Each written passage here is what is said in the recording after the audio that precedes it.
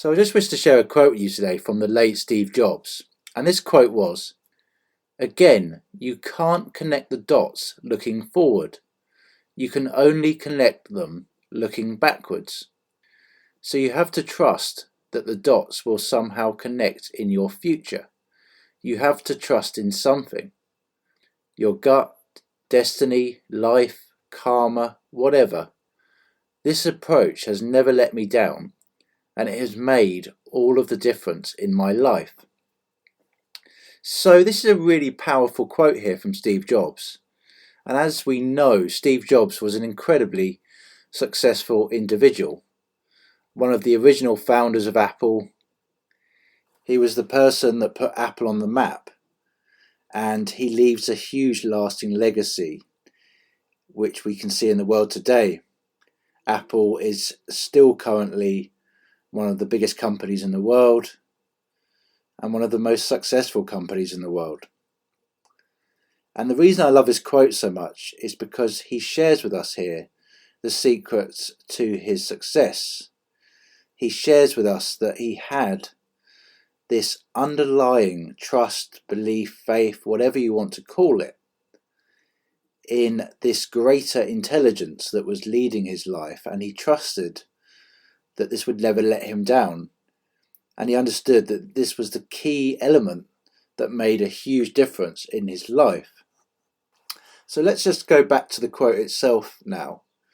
And he starts here very interestingly sharing something that sounds quite Neville Goddard-like, which is where he speaks of this idea of you can't connect the dots looking forward, you can only connect them looking backwards.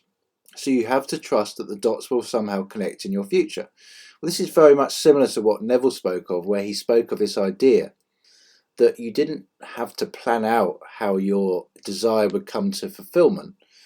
You just had to trust that it would, and it would naturally find its own path to its own fulfillment. So you just had to keep your focus on the end goal, the end result, the wish fulfilled.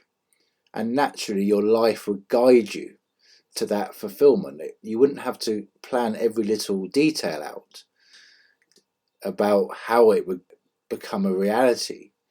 You just had to trust in the process, and it would naturally unfold. And very interestingly here, this is what Jobs is kind of saying here, that he lived like this himself naturally. He lived in this mindset of keeping his focus on where he wanted to be. And he assumed that naturally these things would somehow connect together eventually. So he didn't have to worry about how the dots would connect. He trusted that the dots would connect at some point in the future. And the key thing about living like this is that it minimizes the amount of worry, fear, and stress you have to go through. It minimizes the endless analysis you have to do of all the details. It means that you can sit back and actually just do what is required of you without endlessly rationalizing every detail, without endlessly worrying and being fearful about every little detail. And this is obviously something he understood. He understood that if you had the intention and you had the focus, naturally life would lead you to the end result. Then he emphasizes his point again. He says here that you have to trust in something. Your gut, destiny, life, karma, whatever it is. Some people, if you prefer the word God, if you prefer the word subconscious, superconscious, whatever it might be, intuition, whatever word we want to use for this, there is something greater. There is this greater cause behind all things, and a greater intelligence, shall we say, that is leading reality. It's something we can tap into if we trust in it. And this is what he's saying here. He doesn't actually get into the logistics of what this is, which is, I think, is actually quite beautiful in its own way, because he doesn't bog it down with any kind of dogmatic approach. He just says there is this power, there is this underlying intelligence, and I trusted in it, and it never let me down. He's saying here quite clearly he had this faith, this trust in his intuition, or God, or whatever you want to call it, that guided him to the places he needed to be. It gave him the insights, it led his life, and he trusted in it, and it never let him down. And he's revealing to us here, this is a key to his success.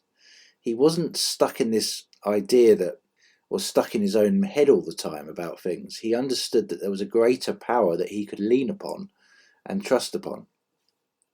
So this is a really powerful insight into how Steve Jobs used belief to create the success he had. And it's very fascinating how he had this deep trust and deep belief in this power that was guiding him. And he also trusted in this powerful process of just allowing things to unfold and allowing the dots to connect together.